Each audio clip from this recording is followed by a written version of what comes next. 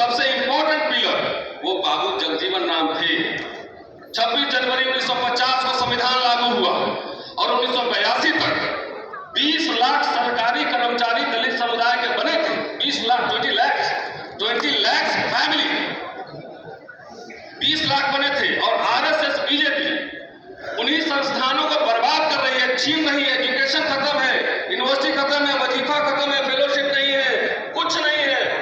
पंडित जवाहरलाल नेहरू ने जब भारत गरीब देश था तो उन्होंने मुफ्त शिक्षा दी, रोजगार दिया, पेंशन दिया।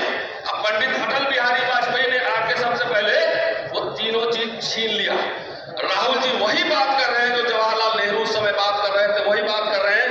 इंदिरा जी कह रही थी, बाबू जगजीवन राम कह रहे थे, वही बात कर रही है। लेकिन हमारे समाज के लोगों, मैं आखिरी बात कह रहा हूं, आप सब सिर्फ पॉलिटिकल रिप्रेजेंटेशन के लिए खाली आते हैं, लीडर से मिलते हैं।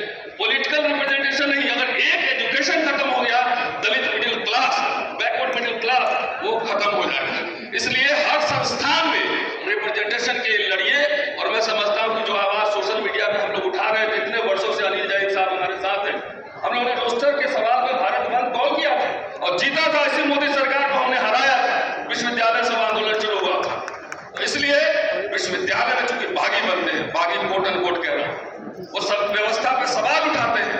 आपके बच्चे अब आ रहे यूनिवर्सिटी में, विश्वविद्यालय में पढ़ रहे, प्रोफेसर बनने, वो सवाल उठा रहे हैं, उनके ऊपर झूठे मुकदमे लादे जा रहे हैं। इसलिए खाली पॉलिटिकल रिप्रेजेंटेशन के लिए मत लीजिए, लिमिटेड सीट है, नौकरियां लाखों लाख मिल सकती है, बहुत लोग करोड़पति बन सकते हैं बिजनेस करके। तो जो राहुल जी बात कह रहे हैं उसको गंभीरता से समझिए और आज जाइएगा घर में तो इत्मीनान से सोचिएगा कि इस देश के संसाधन में हिस्सेदारी